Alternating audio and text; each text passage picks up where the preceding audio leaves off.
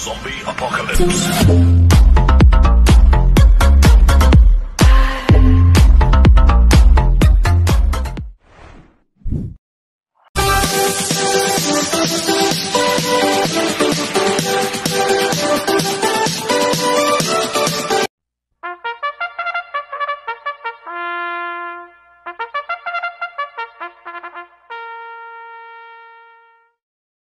Magandang araw po mga bayang karerista.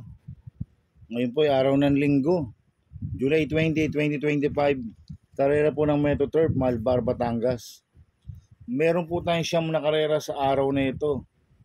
Nandito naman po yung lingkod, Drunken Master Wangbu aka Eloato Budoy, para magbigay ng giya at analysis sa inyo mga bayang karerista. Mga bayang karerista, start po ng karera natin 2 PM.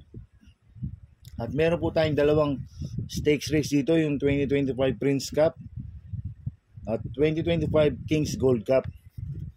Exciting race po yan mga bayang karerista, yung Prince Cup at Kings Gold Cup. Kaya bago po ako magsimula magbigay ng giya at analysis, huwag pong kalimutan subscribe, like, and share YouTube channel ko po. At syempre huwag din pong kalimutan i-click yung notification bell ko para updated po kayo sa mga bagong video ko. Kaya mag-start na po ko sa pagbibigay ng giya at analysis. Race 1, winner take all, covers races 1 to 7. May 10 kabayong tatakbo. 3-year-old and above maiden race placer sa distance 1,400 meters. So solohin ko na po ito, numero 8, Nefer Huri, na gagabayin po ni Kem Malapira. Imported horse po ito mga bayang karerista. Napanood ko po yung barrel trial niya noong July 12. Nagtala po siya ng 1.28 medya sa 1,400 meters. Ang kwartos po niya 14 medya, 23, 24, 27. 1.28 medya po ang preba ni Nefer Huri sa 1,400 meters. Kaya sosolohin ko na po yan. Numero 8, Nefer Huri. Sa race 2 po tayo, pick 5 cover races 2 to 6. May siyam na kabayong tatakbo. Rating base system class for 22 to 27. Distance 1,400 meters. First choice ko po dito, numero 8, Frugality. Nagagabayan po ng JL Sego Jr. Last run po nito nung July 6. Segundo kay Wall 359. Nagtala po siya ng 1.26 sa 1,400 meters. Naraanan sa loob ni Wall 359 to eh. Si Frugality. Nung bumalik siya, wala na. Nasa meta si Wall 359. Tingin ko ngayon magagamayan na po ni JL Sego Jr. to, si Frugality. Kaya malaki po panalo sa akin ito. Kaya siya po first choice ko. Second choice ko po, Copulenti numero 1, Gamer Winner. Nagagabayan po si Advincula. 1A Clababana. Nagagabayan po ni Mart Alvarez. Last run po ni Gamer Winner nung July 6. Tarsero ko la Wall 359. Nagtala ng 1.28 medya sa 1,400 meters. Last run po ni Clababana nung July 12. Panglima kala Red Queen. Nagtala ng 1.26 sa 1,400 meters. Bagong baba po ng rating base system yan si Clababana. Cambio Inete binigay kay Mart Alvarez. Last run Jom Restorque po sumakay dito. Maglalagay po ko ng third choice sa Pandiado, numero 9, Haded Haha. Nagagabay po dyan Alvin Guse. Ito maganda post position, nasa labas. Tsaka makakapeso ng maganda to. Lasan po nito, June 22, tumakbo ko na Batang Manda to eh. Kulelat siya pero 1.42 medyang milya. Kaya sa akin, siya po yung third choice ko na Pandiado. Kaya ang first choice ko po, numero 8, Frugality. Second choice ko, Copulenti numero 1, Gamer Winner. 1A Clababana. Third choice sa Pandiado, numero 9, Haded Haha. Sa race 3 po tayo. Second winner take all, cover races 3 to 9. May 10 kabayong tatakbo, rating base system class for 1621 split, distance 1,400 meters. First choice ko po dito, numero 9, main event. Nagagabayan po JT Sarate. Last run po nito ng July 13. Tarsero ko la Border Force to eh. Basket of Gold. Si main event, nagtala siya ng 1.26 medya sa 1.4. Same rider, JT Zarate. Kaya sa akin, malaki po panalo sa akin ito. Kaya siya po first choice ko. Second choice ko po, numero 5, Mang Nano. Nagagabayan po JB Bakaykay. Lasan po nito nung July 5. Segundo po siya kay Phil Davern. Si Mang Nano. Kaya sa akin, may panalo po sa akin to. Kaya siya po second choice ko. Maglalagay po ko ng third choice sa Pandiado. Number 3, ay $. Nagagabayan po dyan Alvin Guse. Bagong baba po ng rating base system yan, si $. Last run po na ito, June 29. Pampito ko Lagleena Moon. Nagtala ng 1.27 medyo sa 1.4. Itong si $, cambio netting ngayon, binigay kay Jan Alvin Guse. Last run, Kelvin Abobo po sumakay dito. Kaya siya po third choice ko na Pandiado. Kaya ang first choice ko po, number 9, main event. Second choice, number 5, Mang Nano. Third choice sa Pandiado, number 3, ay $. Sa race 4 po tayo, pick 6, cover size 4 to 9. May siyam na kabayong tatakbo. Ito po yung 2025 Prince Cup sa distance 1,400 meters. Ito magandang laban po ito mga bayang karista. Dahil undefeated po yung Calculus dito at saka yung Morally. Kaya ako, ang first choice ko po dito, numero 1, Calculus. Nagagabayan po JT Zarate. Medyo mainam po panalo niya ni Calculus noong June 28. Nagtala siya ng 1.24.2 sa 1,400 meters. 26 medya po ang dating. At maganda po position, nasa numero 1. Kaya sa akin, malaki po panalo sa akin ito. Kaya siya po first choice ko. Second choice ko po, numero 9, Morally. Nagagabayan po ni Mart Alvarez. Ito, medyo maihinam po mga panalo nito. Undefeated pa po ito si Morally. Last run po nito, June 8, nanalo siya. Nagtala ng 1.24 sa 1,400 meters. 26 medya rin po ang dating.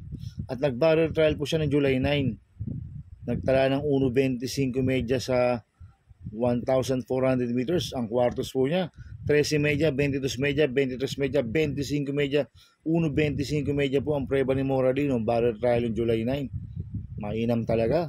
Kaya sa akin, malaki rin po panalo sa akin ito. Kaya siya po second choice ko. Maglalagay po ng third choice sa Pandiado, numero 8, Tis Damon. Nagagabayin po ni Patty Dilema. Last run po na ito no June 8, segundo po siya kay Morally. Nagtala ng 1.24 medya sa 1,400 meters. Pag nagkalutsyahan dito sa harapan, sila Calculus anytime, anywhere. Morally. Ito yung pwedeng dumating, si Tis Damon. Kaya sa akin, siya po yung third choice ko na Pandiado. Kaya ang first choice ko po, numero 1, Calculus. Second choice, numero 9, Morally. Third choice sa Pandiado, numero 8, Tis Damon. Sa race 5 po tayo. Second pick 5, cover sizes 5 to 9. May 8 kabayong tatakbo. Ito po yung 2025 Kings Gold Cup sa distance 1,200 meters. So, solohin ko na po ito, numero 8, Sherbet Fountain. Nagagabayan po ni Mart Alvarez. Ito, maiinam po ang mga panalo nito. Nanalo po siya ng June 22. Nagtala ng 1.37 medya sa milya. Ang tinalo niya, sila Barati Ace of Diamond. At gamay po ni Mart Alvarez yan. Si Sherbet Fountain. Kaya sosolohin ko na po yan, numero 8, Sherbet Fountain. Sa race 6 po tayo. Pick 4, cover size 6 to 9. May 7 kabayong tatakbo. Rating base same class 4, 34 to 39, distance 1,400 meters. First choice ko po dito, numero 1, Legitify. Nagagabayan po ni O.P. Cortez. Mainam po barrel trial niya ng July 2. Nagtala ng 1.11.2 sa 1,200 meters. Ang kwartos po niya, 24, 23, 24 medya. 1.11.2 po ang preba ni Legitify. Kaya malaki po panalo sa akin ito. Kaya siya po first choice ko. Second choice ko po, numero 4, Windfall. Nagagabayan po ni Eminem Gonzalez.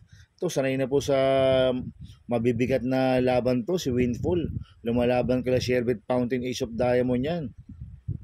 Mabilis na kabayo to, si Windfall. Last run po nito, June 22, pampito kila Sherbet Fountain. Nagdala ng 1.40 sa milya.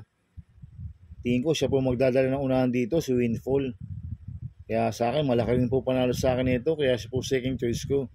Maglalagay po ako ng third choice, numero 5, Iridescent. Nagagabayan po ni JD Zarate. Ito, nag-barrel trial ng July 6. Nagtala ng 1.12 medya sa 1,200 meters. Mainam rin po ang barrel trial nito, si Iridescent. Kaya malaki rin po panalo sa akin ito. Kaya siya po third choice ko. Kaya ang first choice po, numero 1, Legitify. Second choice, numero 4, Windfall. Third choice, numero 5, Iridescent. Sa race 7 po tayo. May 10 kabayong tatakbo. Rating based yung class 5, 11, 15 split. Distance 1,400 meters. First choice ko po dito, numero 2, Batang After 7. Nagagabayan po ni RC Baldonido. Ito, bagong baba ng rating based system. Si Batang After 7. Last run po na ito, July 12. Tumakbo ko na para sa masa, nagtala ng 1.30 medya sa 1.4, pero meron 1.27 medya sa 1.4 yan. Kaya sa akin, malaki po panalo sa akin ito. Kaya siya po first choice ko. Second choice ko po, numero 8, Malibu Princess. Nagagabayan po ni Joel Ciego. Last run po na ito, July 9. Tercero ko na Super Tatiana. Nagtala ng 1.14 medya sa 1.2, pero meron 1.27 sa 1.4 yan, si Malibu Princess. Kaya malaki rin po panalo sa akin ito. Kaya siya po second choice ko.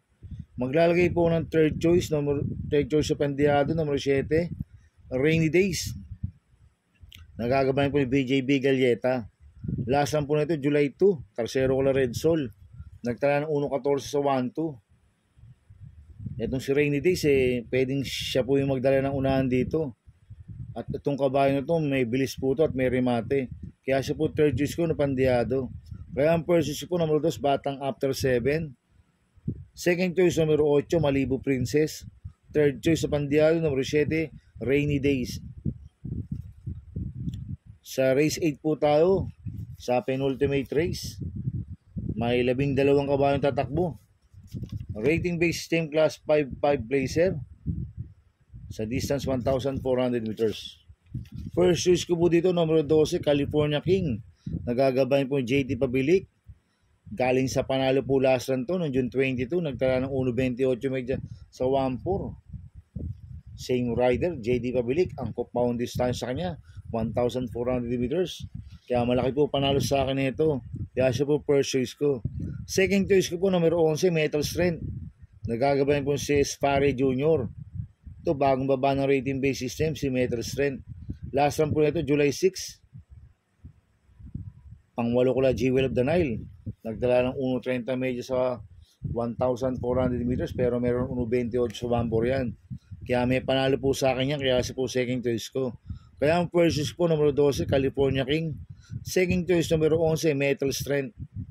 Sa race 9 po tayo sa last race. May 11 kabayong tatakbo. Rating based system class 5, 6 to 10 split. Distance 1,400 meters. First choice ko po dito, numero 6, Megan Maxine. Nagagabayan po si Penson. Last run po na ito, July 12. Segundo siya kay Crown Prince. Nagtala ng 1.29 sa 1.4. Tingin ko, solo airing ito si Megan Maxine. Kaya pag nakalagwa sa harapan to, pwedeng makatapos ng karera. Kaya malaki po panalo sa akin ito. Kaya siya po first choice ko. Second choice ko po, numero 1, Petron. Nagagabayan po ni Apoy Asuncion. Bagong baba po ng rating base system to, si Petron. Last run po na ito, July 13. Pang-5 kila heavyweight. Nagtala ng 1.28 medyo sa 1.4. Kaya malaki rin po panalo sa akin ito. Kaya siya po second choice ko. Maglalagay po ako ng third choice. Numero 10, Spaghetti pababa. Nagagabayan po JD Zarate. Ito, bagong baba rin po ng rating base system to, si Spaghetti pababa. Last run po na ito, July 5, pang-6 kila Boss Lady. Nagtala po siya ng 1.29 medyo sa 1.4. Cambio Inete, binigay na po kay JD Zarate. Last run, si Penson po ang sumakay dito. Kaya sa akin, malaki rin po panalo sa akin ito. Kaya siya po third choice ko. Maglalagay po ko ng fourth choice na Pandiado. Numero 9, Queen Ella. Nagagabayan po ni OP Cortez. Ito, bagong baba ng rating basis ito, si Queen Ella. Last run po nito, July 6. Pang-6 kila player Andri. Kaya sa akin, siya po yung fourth choice ko na Pandiado. Kaya ang first choice ko po, numero 6, Megan Maxine. Second choice ko po, numero 1, Petron. Third choice, numero 10, Spaghetti pababa. Fourth choice ko po na pandiado, numero 9, Queen Ella. Good luck and happy racing mga bayang karista. Inuulit ko, ito gabay ko lang at analysis ko. Pero pagdating sa tayan, kayo pa din masusunod. Sana iswertihin tayo at magsitama. Kaya good luck po sa ating lahat mga bayang karista. Mga bayang karista, shoutout muna ako. Happy racing po kay Boss Toto de la Cruz, kay Boss Manny Caplis, kay Boss Manuel Chua, kay Ninong Rigor Costada. Happy racing po sa inyo. Sana iswertihin tayo at magsitama. At happy racing po sa mga taga Barkadano TV, kila paring Paxi Villar, kila Habin Prinal, kila Dudu Jesus, kay Macmac Villar, kay Madam Tin, kay Pipay, at kay Mayet Prinal. Happy racing po sa Barkadano TV. At happy racing po sa mga taga Double Rank OTV, kila Boss Jing Garcia, kay paring Junior Falcon, kay Ricky Tik at kay Ricky Boy, at sa Taylor kay Tess Coria. Happy racing po sa mga taga Double Rock OTV. At happy racing po kay Boss Henry, Boss Boyet, Boss Bong ng Pingping OTV, coming from Virgilio Gonzales. Happy racing po sa inyo mga sir. Kaya mga bayang karisa, please subscribe my YouTube channel, Tubudoy 2.0. At sana'y lagi pong panoorin ng ads ko, huwag niyo pong skip. Kaya maraming salamat po sa inyo and God bless.